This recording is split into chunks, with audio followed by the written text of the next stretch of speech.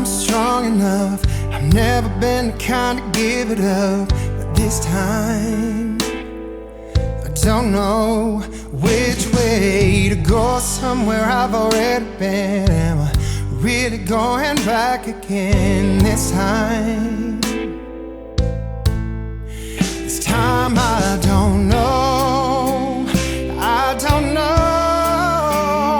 All alone, I get along just fine with a bottle of whiskey or a cheap box of wine. If I go, maybe this time I'll find a way to get you off my mind. All I need is a good place to hide.